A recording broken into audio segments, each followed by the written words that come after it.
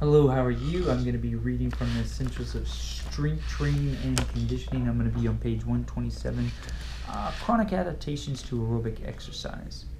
Understanding the effects of aerobic endurance training on the body systems is important for assessing physical or athletic performance and designing training programs. This section deals with the effects of training on the cardiovascular, respiratory, or nervous, muscular, bone and connective tissue, and endocrine systems of the body. Cardiovascular adaptations.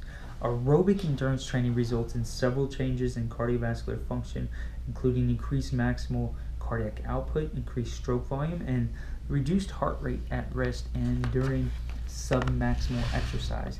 In addition, capillarization increases as a result of aerobic endurance training. For optimal aerobic exercise performance, increasing maximal oxygen uptake is paramount importance.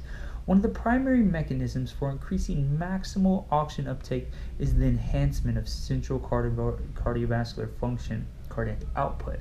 The normal discharge rate of the sinoatrial, the SA node, ranges from 60 to 80 times per minute. Aerobic endurance training results in a significantly slower discharge rate due to an increase in parasympathetic tone. Increased stroke volume also affects the resting heart rate.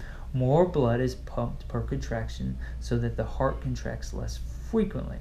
Aerobic endurance training can increase the heart's ability to pump blood per contraction at rest and thus may account for some of the significant bradycardia, slower heart rate, observed in highly conditioned aerobic endurance athlete whose resting heart rates commonly range from 40 to 60 beats per minute.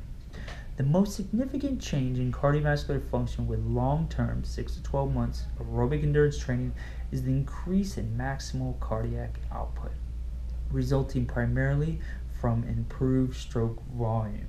A significant lower heart rate in response to a standardized submaximal level of work is another hallmark of aerobic endurance training. Furthermore, the heart rate increases more slowly in trained athletes than in sedentary people for a given workload.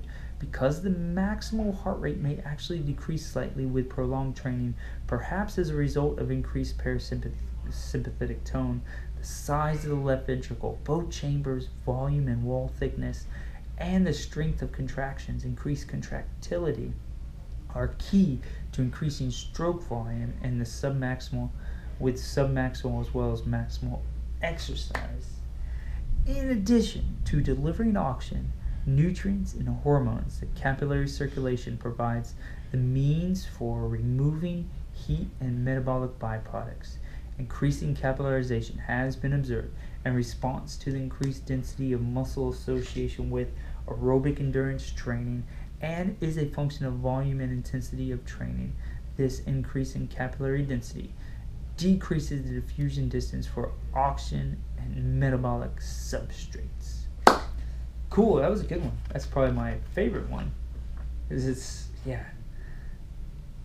Chronic adaptations to aerobic exercise. That was cardiovascular adaptations, page 127 to 128.